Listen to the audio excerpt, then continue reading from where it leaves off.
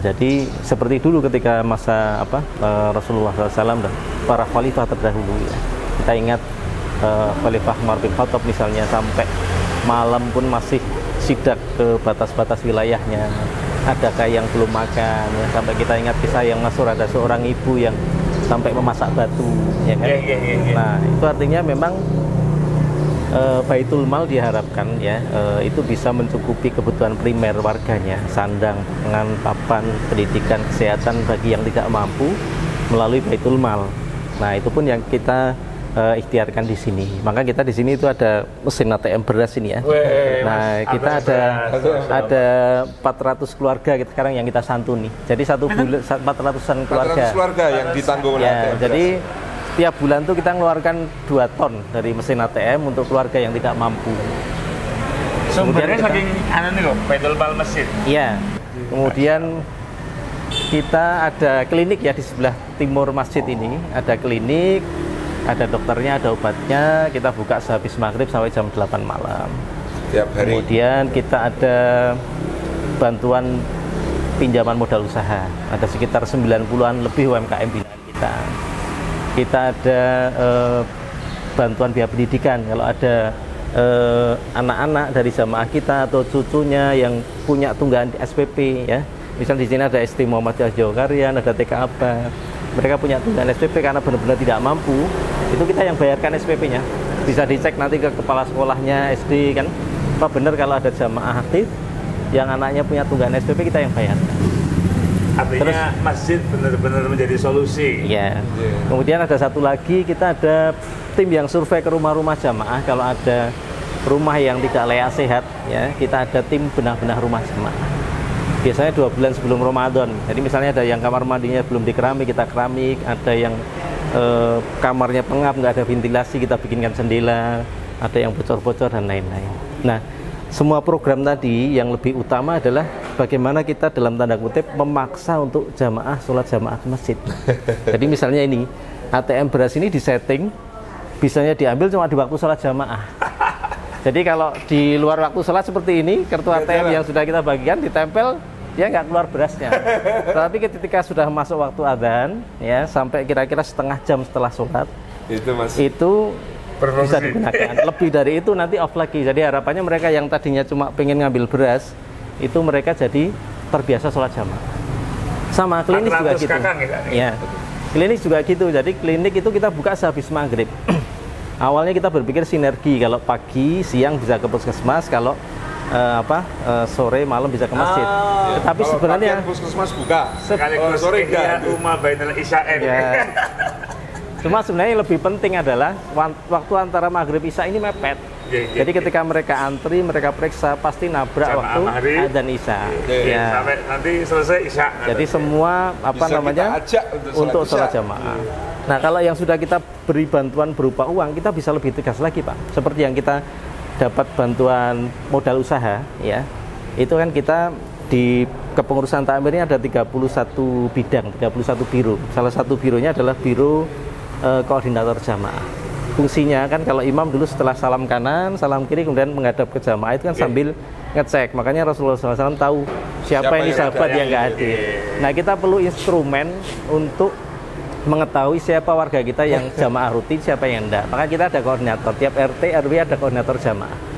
Jadi salah satu tugasnya misalnya ada di RW dia, Pak Bambang rutin, kok 2 hari, 3 hari tidak kelihatan sholat jamaah. Maka koordinatornya ngecek, ketika terkonfirmasi sakit, asar biasanya ya, pada asar itu siapapun pengurus yang ada, kemudian kita sudah siapkan santunannya, kita silaturahim, kita doakan supaya biar sholat jamaah lagi. Nah, termasuk kalau ada data dari Biro Pemberdayaan Ekonomi, ya 31 biro, baru kita sebut 2 ya, Biro Koordinator Jamaah, Biro Biro Pemberdayaan Ekonomi. Nah, termasuk ini data, ini yang dapat di ACC pinjaman modal usaha, namanya siapa, kasihkan ke koordinatornya. Misalnya Pak siapa, Agus RW 10 dapat pinjaman modal usaha. Nah, koordinator jamaah ini ngecek, ini masuk RW saya. Dia sudah dapat pinjaman modal usaha dari masjid, kelihatan sholat jamaah atau enggak. Kalau ternyata dia dapat pinjaman modal kok tidak kelihatan sholat jamaah, langsung kirim surat SP1. surat peringatan 1 ini tanya ke yang jualan itu yang sudah pernah dapat SP1 siapa. Jadi Ansarul saking dana pinjaman masjid. Iya. Masya Allah. Nah, jadi mereka kalau mereka takut begitu SP1 itu sudah seperintil sholat jamaah. Karena resikonya gini, kalau mereka sampai SP3 itu mereka boleh jualan di pasar Ramadan. Kita kalau Ramadan kan satu jalan full. Mereka itu tidak boleh terbesar itu di Ramadan. Mereka tidak boleh jualan di pasar rakyat setiap Sabtu Ahad, ya. Sabtu subuh, ada pasar. Kemudian mereka tidak boleh yang jelas akses untuk modal usaha lagi, ya kan. Kemudian kita tiap 2 bulan sekali ada ngaji bisnis. Kita undang yang pengalaman bisnis supaya untuk berbagi pengalaman, ya. Kemudian kita juga ahad tertentu misalnya kita undang fotografer profesional. Kemudian mereka yang punya produk kuliner, punya produk apa kan supaya ketika mereka di-share di WA group, di-share di toko online mereka lebih layak gambarnya. Nah, artistik. Semua pelayanan itu tidak bisa mereka peroleh kalau tidak sholat jamaah di masjid. Nah, makanya itu yang kita paksa. Karena banyak yang bisa membantu tetapi tidak sampai tahapan untuk memaksa untuk sholat jamaah. Sampai membina mereka supaya. Nah, yang dibayarkan SPP-nya juga seperti itu. Buat apa bulan depan dibayarkan lagi kalau mereka nggak jamaah ke masjid? Jadi memang harus jamaah ke masjid, itu yang utama. Jadi insya Allah semua program itu dalam rangka muaranya adalah mengajak sholat jamaah ke masjid. Masya Allah, melalui pendekatan sosial budaya ini dan database. Kalau Jawa Kanan yang paling menonjol pendekatan database. Semua program berdasarkan data. Itu yang di Jogokarian di sana. Ini penghargaan. Tamu. Ini. Studi banding. Iya, studi. Kenang-kenangan. Anda disiapkan nanti tampaknya. Ini salah satu unit bisnis yang khas ini peci batik ini ya. Batik Jogokarian. Berawal dari inisiatif salah satu jamaah di Batam, pulang cuma beberapa bulan sekali, terus kira-kira bisnis apa kita support untuk kemudian menjadi bisnis merchandise Assalamualaikum Mas. Assalamualaikum. Sini asalnya. Masya Allah. Asli lagi? Iya. Masya Allah. Ini tahun berapa nih gimana ini? Kalau peci batik Pak Jardi itu pulang tahun berapa itu? Baru 5 tahunan ya. 5 tahunan. Ya, 5 tahunan sekitarnya. Sudah ekspor. Ini yang seperti ini yang khas. Produksinya lokal nih. Iya, jamaah kita. Sudah 3 bulan banyak yang bikin 3 bulan lebih yang bikin. Ya, dan kita pakai marketing online itu sekarang levelnya konsumennya diarahkan untuk sudah level peci itu koleksi, bukan sekedar dipakai, tapi mereka saya belum punya motif ini. Ini nomornya, nomor 5, nomor 6. Yang paling besar? Biasa ukuran pecinya itu yang sana 12, 13, 14. Saya 11 biasanya itu kayak. Saya milih yang paling besar. Coba Mas, Mas. Monggo, yang motif apa sukanya? Yang paling besar? Ini yang paling khas, yang paling banyak. Ini yang motif kolek yang awal. Saya juga 11 ya. 11 paling. Oh, kegedean. Ini berapa? Beliau 10 mungkin. 10 nomor 11. Oh, 11 ya mungkin ya. 11 ketinggalan. 11. Suka yang batik atau yang Lemas kalih, Mas. Yang batik satu, yang putih satu. Iya. Masya Allah. Mudah-mudahan pas. Oh, kurang besar. Pas atau kurang besar? Pas ya. Oh, pas. Besar ya? Langsung tak pakai, makanya nonton lagi. Saya beli. Yang putih satu. Dia Kiai nanti diberesin anak. Beli nomor sama nih. Putihnya putih polos atau yang putih ada motif? Polos. Oh, putih polos. Iya, disimpenin dan makan anu gitu. Sulap pedet. Iya. Langsung tak makan nih gitu. Monggo. Monggo, lanjut. Ini sekretariat sebelah sini. Di sekretariat takmir. Seperti apa? Tabung ini juga sejak pandemi kita ada 30-an lebih. Sampai sekarang masih banyak yang untuk pasca operasi asma. Ya ini sekretariat. Nah, ini sekretariat. Masya Allah. Jadi kita ada yang tanya Masjid Jogeran takmirnya rapatnya kapan? Kapan pun ada rapat. Selalu ada rapat. Masya Allah. Harapannya bukur nih. Ini ada jamaah yang suka terus ngasih hati-hati pakai masjid. Ini dulu kantornya dulu memanjang di sana kayak, cuman karena kemudian kita baru ada lift ya. Untuk akses ke lantai supaya 3. yang sepuh-sepuh bisa naik juga. Naik ke lantai atas. Lantai 3 itu sekarang untuk apa namanya? Penginapan ya. Jadi kalau ingin daftar penuh sebelum. Oh iya. Iya, ini rada kelarisan itu kalau penginapan itu. Alhamdulillah termasuk menghidupkan hotel-hotel banyak tamu yang memang kompeten. Kalau akhirnya tujuannya ke masjid. 100 meter saya begini. Iya. Jadi gue nek kados penginapan kan Saudari pernah menyampaikan di ceramah Antum tentang ada musafir yang ketika lebaran itu 2005 itu saya ingat itu kejadiannya iya 2005 pas Idul Fitri ada yang lewat terus bolak-balik sama anak-anak ditawari untuk nginep di masjid waktu itu, terus ternyata Masya Allah ya karena khidmahnya teman-teman remaja masjid di sini ketika itu kepada beliau senang sekali sampai nitip zakat malnya untuk masjid.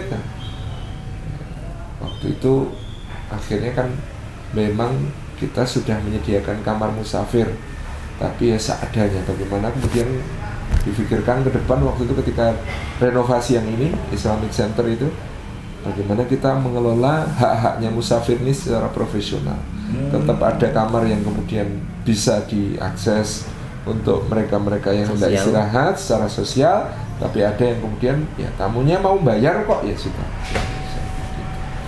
Jadi secara inti tetap menghidupkan berbagai usaha penginapan yang jamaah juga. Ini satu hari bapak beliau punya hotel. Jadi ikut tambah rame. Tambah rame gitu. Karena tamunya tamu mau ke masjid. Dan barokah itu tamu mau ke masjid itu insya Allah. Lantai 3 nih. Lantai 3. Ya. Lantai 2 untuk convention hall kalau mau acara-acara rapat besar atau seminar sarasehan bisa di lantai 2. Lantai 3 penginapan. 3 penginapan. Saat meniko database yang terdaftar ada berapa kakak, berapa jiwa? Ini Mas Willy. Ada 800 kakak lebih kalau di wilayah dakwah kita. Menurun ya, dulu kan 900-an kakak, tapi ternyata karena sekarang banyak mesin. Ya, terus kemudian apa ya? Ya karena mungkin ekonomi ya, jadi melipir semakin ke pedesaan. Kan? Ada beberapa tanah yang dijual itu dulu rumah-rumah kecil, sekarang jadi rumah besar. Jadi berapa kakak harus tereliminasi ke desa ya. Tapi insya Allah sih kita optimis mereka membawa pengaruh baik. Jadi bawa pengalaman di Jogokarian ketika jadi takmir dan sebagainya itu. Insya Allah jadi. Jogokarian itu nama desa apa? Kampung 4 RW 18 RT. Ya, di Jogja kan ada RT rukun tetangga, RW, terus ada RK. Kampung. Sebelum kelurahan itu ada RK rukun di bawah kelurahan. Jadi kira-kira kelurahannya mana? Mantri Jeron. Kecamatan? Mantri Jeron. Satu kelurahan itu ada 5 kampung. Jadi sekitar 1/5 kelurahan lah satu kampung itu. Ya. Karena di kota sedikit, kalau di desa bisa 15 dusun. Di sini 4 RW, 18 RT yang masuk wilayah dakwah utama kita, Kampung Jogokarian itu. Masya Allah. Monggo kalau mau lihat ke atas. Oke. Monggo. Nah, ini lantai 2 kita ada apa? Aula untuk kalau pertemuan manajemen masjid, studi banding itu kita di sini.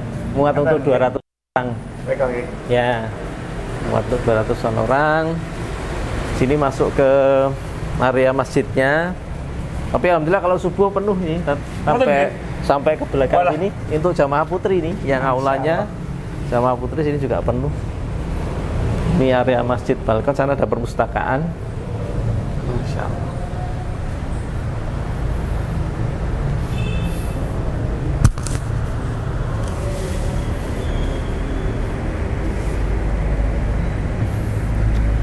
perpustakaan. Ini perpustakaan masjid ya.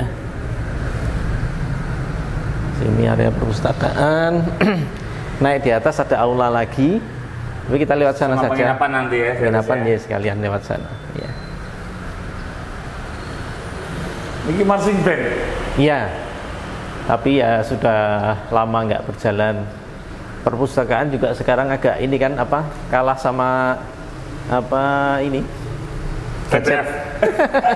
Sekarang udah lebih simpel di PDF. Iya. Tapi masih kalau yang kitab-kitab beberapa masih ini kan. Ada tapi ya kajian tiap subuh ya? Kajian tiap subuh ada, terus apa? Iya, tiap minggu. Tiap rantai kaderisasi. Jadi kan kita kalau dari yang paling kecil itu namanya Hamas, himpunan anak-anak masjid usia PAUD TK SD. Kemudian di atasnya ada pengurus Hamas yang ngurusin adik-adik himpunan anak-anak masjid tadi. Hamas itu singkatan himpunan anak-anak masjid. Terus baru remaja masjid ya usia 1 SMA sampai kuliah. Kemudian di atas ada Korma keluarga alumni remaja masjid, bapak-bapak muda isinya. Terus ada Umida itu ibu-ibu muda. Baru muda. Ya baru bapak-bapak tamir dan ibu-ibu tamir. Nah semua ini semua level tadi ada pembinaan. Misalnya remaja ya, remaja itu ngaji kitabnya hari Senin malam. Kemudian ngaji kontemporer ya, kekinian itu Pemara pengajian malam Rabu. Kemudian tadarus keliling itu hari Jumat. Kalau Jumat itu di rumah siapa yang ngunduh gitu, muter itu tadarus keliling. Nah tiap-tiap ini apa? Untuk jenjang keakraban juga ya, tadi itu ada ininya. Kenapa ada Korma itu keluarga alumni remaja masjid? Karena itu dulu ada fenomena setelah mereka aktif remaja, biasanya ketika menikah, terus ada fenomena biren. Biren ini kenapa? Barabi leren. Oh. Nah, makanya terus kita bikinkan itu. Karena kalau mereka dikasih undangan pengajian remaja, katanya, sorry bro, udah nggak remaja. Dikasih undangan bahwa bapak katanya belum tua. Nah, alasannya orang ngaji kan, makanya kita adakan sendiri Korma keluarga alumni remaja masjid. Segmentasi ini penting ya kan? Penting untuk perjenjang itu. Lain umur, lain masalah yang dihadapi biasanya. Ya. Kelompoknya juga serawungnya beda atau orangnya. Maka kalau rasa lebih tanpa batas nggih kalau yeah. Sesama ngoten. Yeah. Bapak-bapak dengan bapak-bapak atau kan. Iya. Yeah. Masya Allah. Masya Allah. Ini kalau weekend ya Sabtu Ahad tuh pasti banyak tamu studi banding itu bisa sampai 3 kloter ya. Habis subuh kan paling nggak kita 2 jam loh untuk manajemen masjid. Nah kemudian apa jam 9 itu ada lagi habis zuhur. Kalau misalnya masih ada yang ini permintaan juga ada. Jadi kadang kalau weekend itu bisa 3 kloter materi manajemen masjid ya.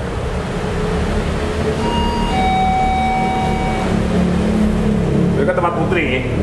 Putra, sini putri. Yang ini toilet putra, ini toilet putri. Ya.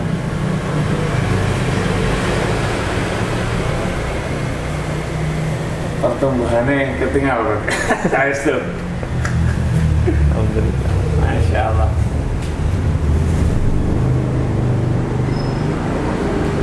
Ada yang naik dari atas.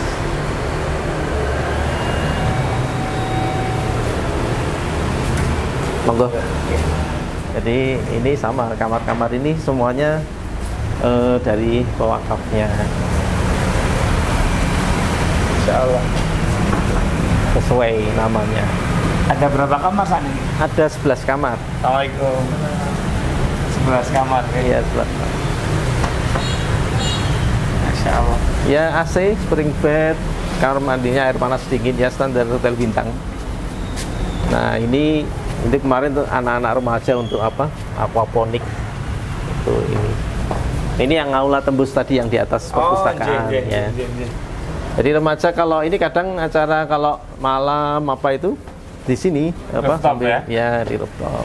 Ini awalnya padi dulu. Jadi kita kan pengen bikin lab waktu kita menanam dengan bibit yang sama di waktu yang sama dengan cara di tanah langsung sama di aquaponik ini seperti yang mana kan waktu itu kan kita cuma bandingkan ya. Ternyata lebih cepat yang aquaponik. Ini nggak dirawat lagi sama anak-anak, belum dimulai lagi. Cuma ya masih sekedar untuk ini. Kalau ikannya sih sudah cocok ya, waktu itu lele yang kita kembangkan. Cuma kalau untuk ininya padinya ya masih untuk refreshing aja. Di lantai 3 ada padi gitu. Masya Allah, Masya Allah.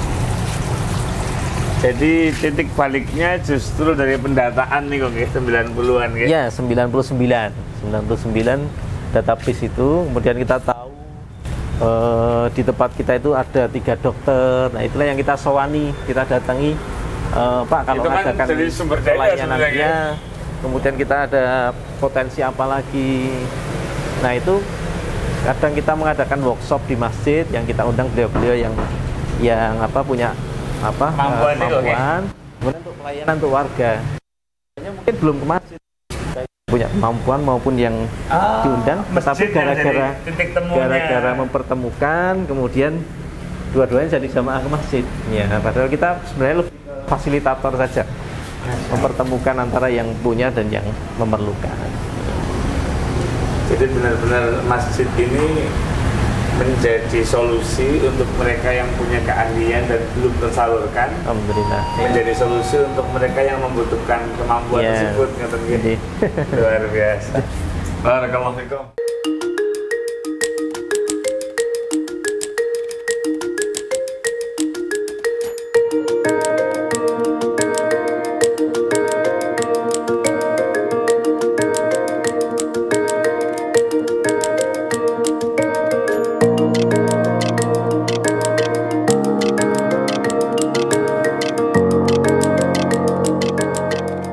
Assalamualaikum warahmatullahi wabarakatuh.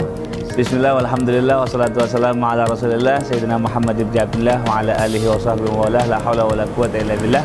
Nah teman-teman dimanapun kalian berada, alhamdulillah pagi ini kami berkesempatan sowan Kang Sukamoro belajar banyak hal ke Ustaz Salim dan Ustaz Weli di Jogokarian tentang bagaimana manajemen masjid, tentang dakwah berbasis masjid ataupun dakwah berbasis masyarakat pesantren.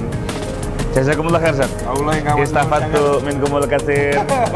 Niki etok-etoke closing statement. Nggih, matur nuwun rawuhipun Gus Haji Rumedila dan rombongan saking NH yang berkenan rawuh ke Masjid Jogokarian hari ini. Tentu banyak sekali kekurangan di sini, tapi bisa menjadi iktibar.